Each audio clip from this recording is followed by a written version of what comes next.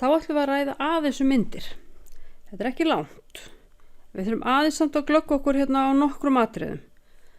Í fyrsta lagi þá það að flestir að taka myndir.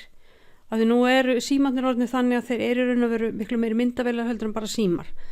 Og það mjög mikilvægt að reyna að venja sig á að geyma myndirnar ekki bara í símanum heldur færa þær eitthvað annað.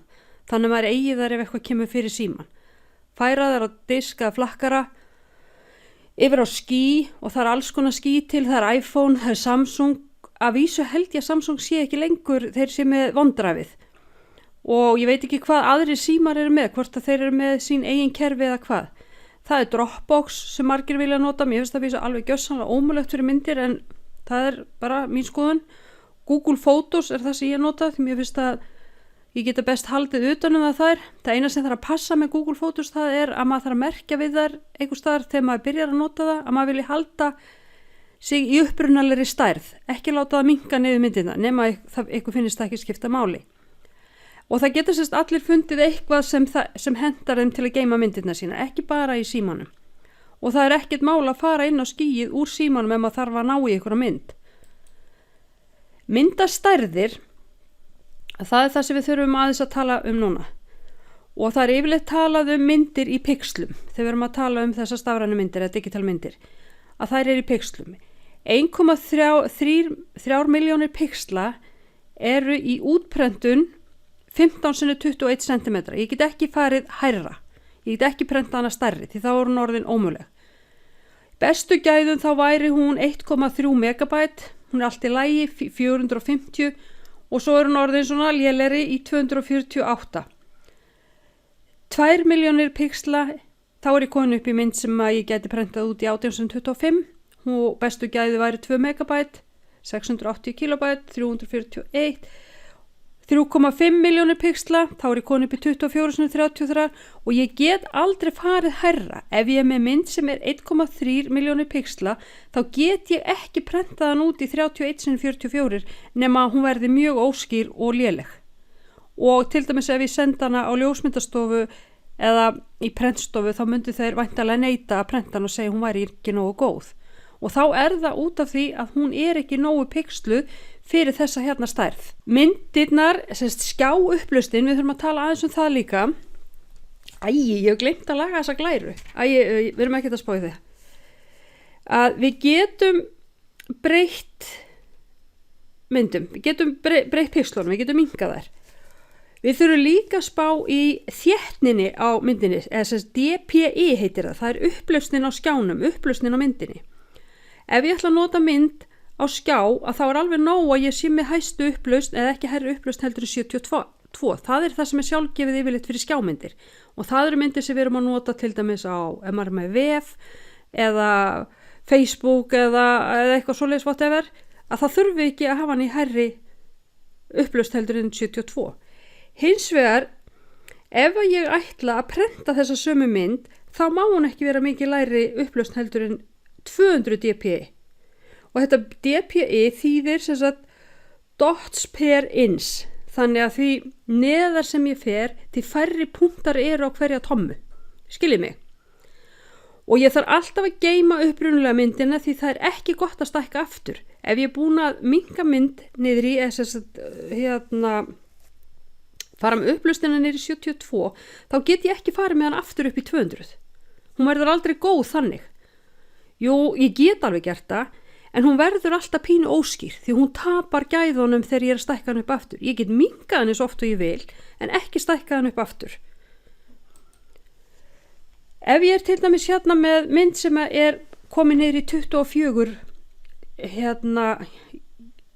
kilobæt, KB, þá hún leið og ég stækka hana hérna á skjánum hjá mér, þá verður hún svona pixluð. Og þetta gæti ég til dæmis ekki notað ef ég væri að búa til mig til jólakort eða senda eitthvað kort eða vildi leyfa ykkur að sjá þessa mynd af þessu aðila. Þá gengur það ekki. Og sama með þessa mynd hér sem svona pínu lítil. Ef ég vil stækka hana á skjánum hjá mér, nú ég ekki að tala ég sé að breytum upplausn eða neitt þannig, nú ég bara að tala að ég drægi hana til á skjánum og stækka hana á skjánum með hotnónu sem koma þegar ég smetla á hana. Að þá leið verður hún pixluð og þið verðið að passa það að það er bara allt oft sem ég sé að fólk er að setja pixlaða myndir af því það áttar sig ekki á þessum stærðum og það setur mynd sem að þeim finnst vera flott og er flott en hún passar ekki inn í stærðina sem við ætlum að nota, stærðina á kortinu eða hvað það er sem við erum að fara að gera.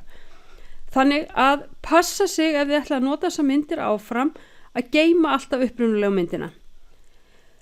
Ef ég ætla að stækka mynd á skjánum, þessi hér mynd, ég vil kannski láta hana ná yfir allan skjáin.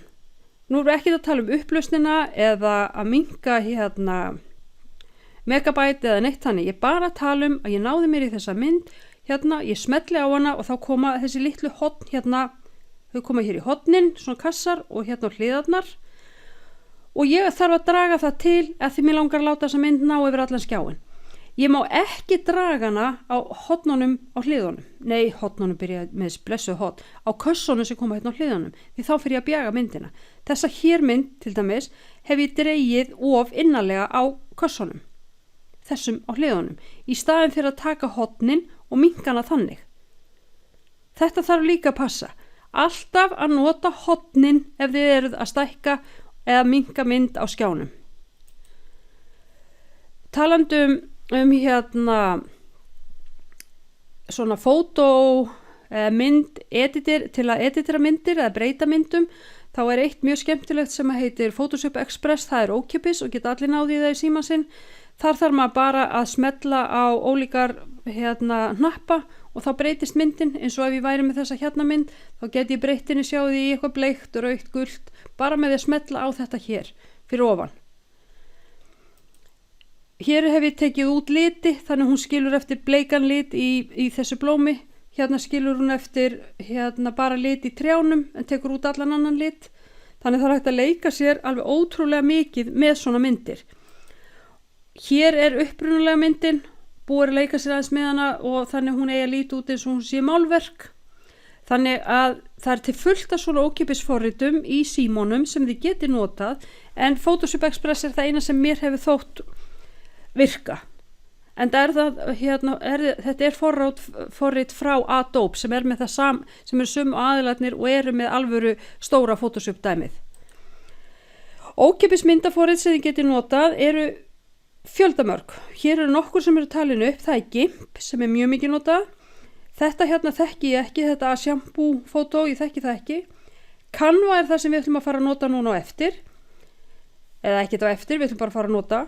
Photor þekki ekki, Pose Pro, Paint er líka mikið nota, Photoscape, svo er þetta Pixelrex og hér er þetta sem ég var að tala um, Adobe Photoshop Express Editor og svo hér er PiSAP.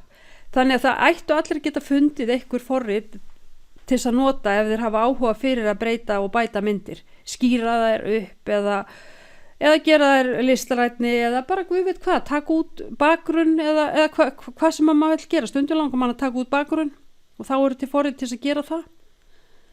En við ætlum að vinda okkur í Canva og til þess þurfum við myndir.